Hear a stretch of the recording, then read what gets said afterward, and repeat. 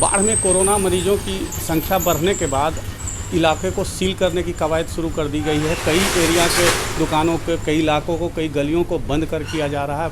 वैसे पहले ही कल ही से दवा की दुकानें बंद कर दी गई थी, जनरल स्टोर बहुत सारे बंद थे।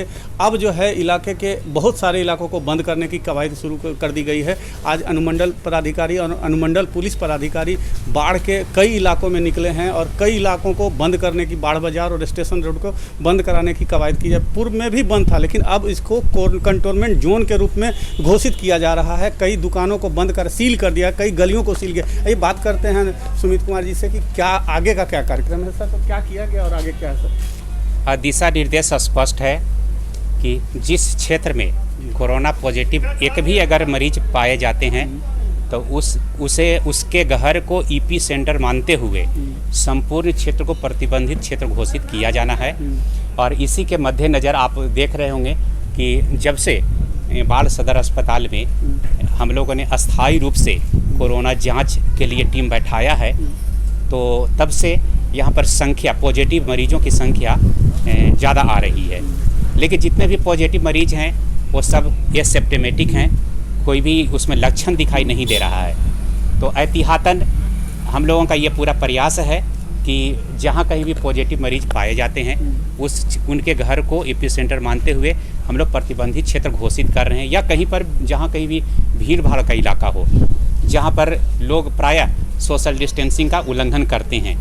और आप लोग भी बराबर फेसबुक के माध्यम से, अनेक चैनल के माध्यम से छोटे छोटे न्यूज़ को भी बहुत बड़ा करके आप लोग प्रसारित करते रहते हैं। तो हमारा ये आप लोगों से भी अनुरोध है कि लोगों को डराएं नहीं, अवेयर करते रहें। और इसी सिलसिले में हम लोग आज बाढ़ अनुमंडल के कई ऐसे क्षेत्र हैं, खास करके बाढ़ में 4 क्षेत्रों को हम लोगों ने चिन्हित किया है। एक है Bajitpur road, station road, post office गली और सदर बाज़ार का इलाका। अगर ये 4 क्षेत्र को हम लोग प्रतिबंधित क्षेत्र घोषित कर देते हैं और हम लोगों ने निर्णय ले लिया है, बांस और बैरिकेटिंग के शाम तक उसकी सीलिंग की प्रक्रिया पूरी हो जाएगी। और लोगों को हम लोग लगातार अवेयर करते रहेंगे कि घरों में रहें, सुरक्षित रहें। जिन लोगों को होम आइसोलेशन के लिए आदेश किया गया है, उनके लिए क्या है निर्देश, किस तरीके के निर्देश दिए जाए? सरकार का यह स्पष्ट निर्देश है कि अगर आप कोरोना पॉजिटिव टेस्ट में पाए जाते हैं लेकिन इसके बावजूद भी आपके अंदर कोई लक्षण दिखाई नहीं दे रहा है, तो आपको घरों पर ही रहना है, होम आइसोलेशन में ही रहना है।